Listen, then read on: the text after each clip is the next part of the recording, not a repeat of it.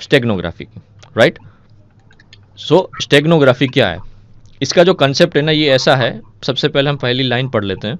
It is a process to concealing a file to another file, मतलब bind कर देना, एक फाइल के ऊपर दूसरी फाइल मतलब बाइंड करके फिर पहुंचाना, इसका एक प्रोसेस है। अब ये जो स्टेगनोग्राफी वर्ड है वो कहाँ से आया, ग्रीक वर्ड है।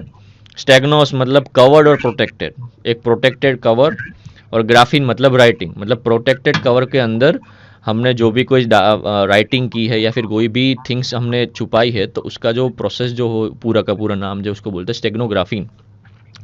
सो स्टेगनोग्राफी का ये जो कंसेप्ट है ना वो आईटी के फील्ड के सिवा भी दूसरे दूसरे तरीके से भी यूज़ होता है। जैसे मान लो कि कोई नेशनल लेवल एजेंट्स होते हैं, उनको अगर कोई इंपॉर्टेंट डेटा या फाइल जो है पहुंचानी होते हैं अपने देश में, एक देश से दूसरे देश के, जैसे एजेंट लोग, सो वो भी इस तरीके से यूज़ करते हैं कि किसी को पता ना चले। और अगर मैं नेगेटिव वे में बोलूँ इस प्रोसेस का, तो जनरली एयरपोर्ट पे या फिर एयरपोर्ट या फिर कोई दूसरे जो नौका वाले पोर्ट हैं, ठीक है ना, सबमरीन टाइप, तो वहाँ से हेरोइन जो जब्त होती है, मतलब दूसरे तरीके से बोलते हैं कि पाउडर है और बोलते हैं हेरोइन जब्त होती है। और दूसरी एयरपोर्ट पे जाते हो तो कोई दांत के अंदर, कोई चप्पल के अंदर, कोई पेट के अंदर ड्रग्स या फिर सोना छुपा के आते हैं, राइट। सो ये जो काम है ना, मतलब ओरिजिनल वे में नहीं, कोई दूसरे के ऊपर बाइंड करके पहुंचाना, जो वही प्रोसेस है स्टेगनोग्राफी।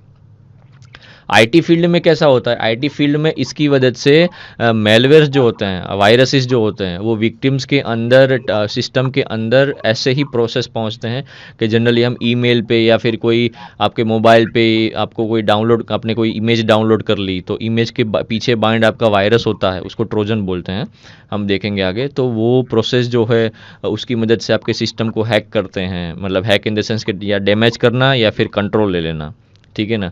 सो आपको लगता है कि मैंने कोई इमेज फाइल डाउनलोड की, लेकिन इमेज फाइल के पीछे मतलब बैकएंड में वहाँ पे वायरस रख देते हैं, जिसको बोलते हैं ट्रोजन, और ट्रोजन का एक्टिवेशन रख देते हैं। या फिर आपको इम्पोर्टेंट कोई डेटा आपको पहुँचाना हो, मतलब आपको विक्टिम हो, विक्टिम तो छोड़ो, अब ये अब मेलवेयर का टॉपिक निकाल दो। अब मान लो कि मैं दो लोगों को एक दूसरे के साथ सिक्योरिटी पर्पस से वे में अगर बात कर रहे हैं, तो कोई एक बंदा अगर इमेज भेजता है, तो इमेज के पीछे कोई मैसेज छुपा हुआ होता है, ठीक है ना। वो मैसेज रीड करना, ताकि सबको लगे कि मैंने इमेज डाउनलोड की, लेकिन बैकएंड में वर्ड जो है, सेंटेंस जो मुझे पढ़ना था, मैसेज था, वो पढ़ लिया। सो ये सारी प्रोसेस जो है वो स्टेगनोग्राफी की है, ठीक है ना।